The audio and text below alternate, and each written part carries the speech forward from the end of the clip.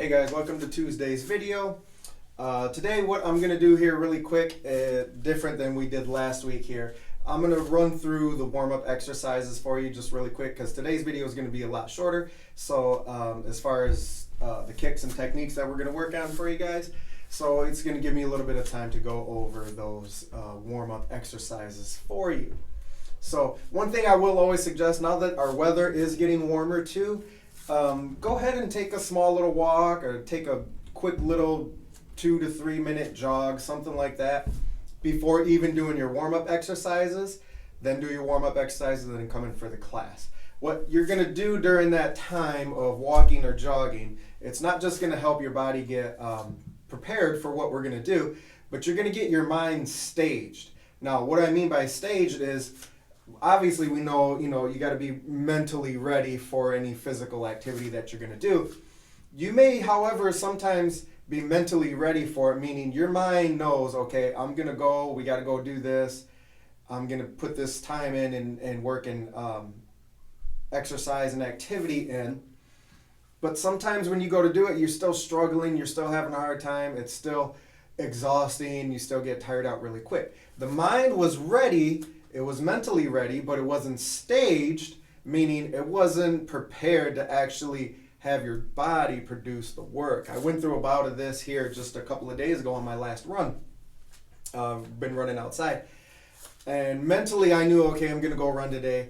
But when I went to go run, it was very exhausting, very tiring.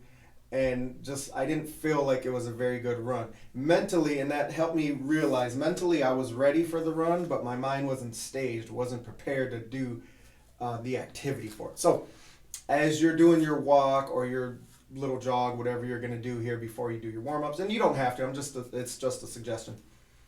Get the mind staged, ready to start producing and putting out some performance here after you get done with that. So here quick for your exercise, you're just going to do 30 seconds of each one of these. We have 1, 2, 3, 4, 5, 6 exercises for you to do. So simulated jump rope or jump rope, 30 seconds of that, right? Both feet together, side to side, crisscross, switches, single leg for a little bit, single leg for a little bit, something like that, right? And it's just one time for 30 seconds. Then the next one, you're going to go into your cross jacks. Boom, boom, boom, boom. Remember, make sure your arms are going up and down, not like a normal jumping jack.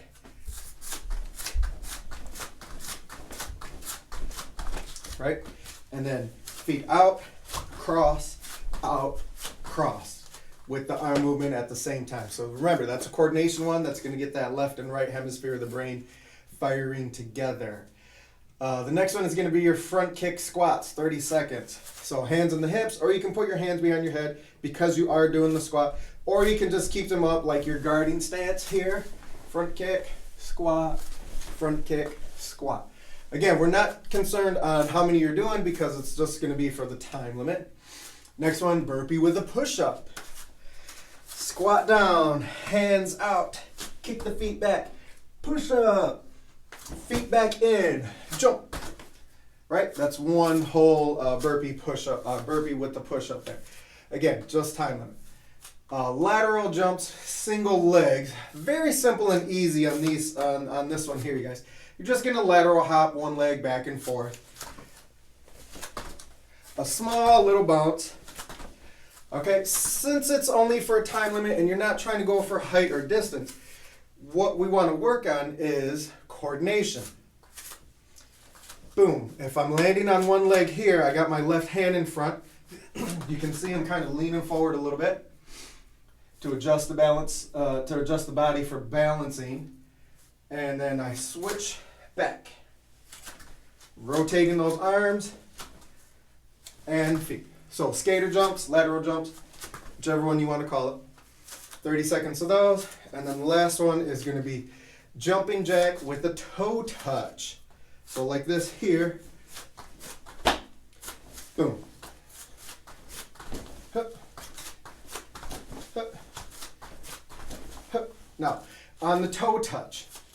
Again, all of these are designed, with the exception of maybe the burpee, all of these are designed to get your right and left hemispheres of your brain firing together, which is kind of an unusual activity. Our brains don't normally operate that way.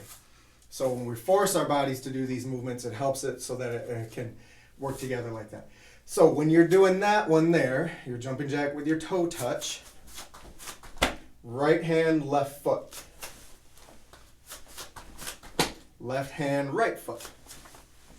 So from behind, hup, hup, hup, hup, hup, hup. And you don't have to jump on the toe touch. So those are your warm-up exercises, each one of those just for 30 seconds. And maybe take a 5-second break in between, 10-second break at a max. You don't want to take any more than 10 seconds to go to each one of those. Now, if you want to, you can perform that in sets. That whole series, that 6 exercise, you could do that 3 times, which should be 2 minutes for each set.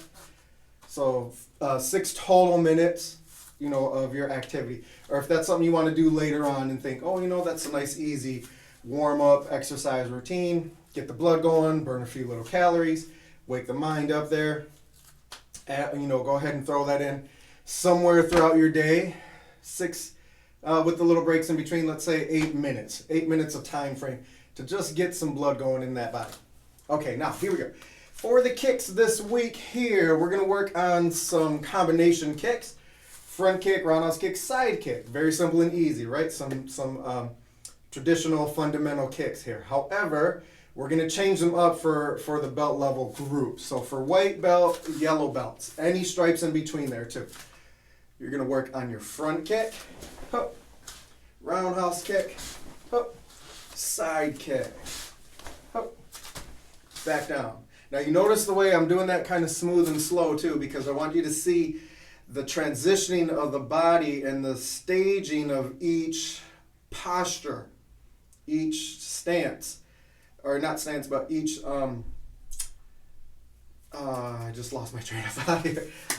Each stance when you knee pitch, because they're all different.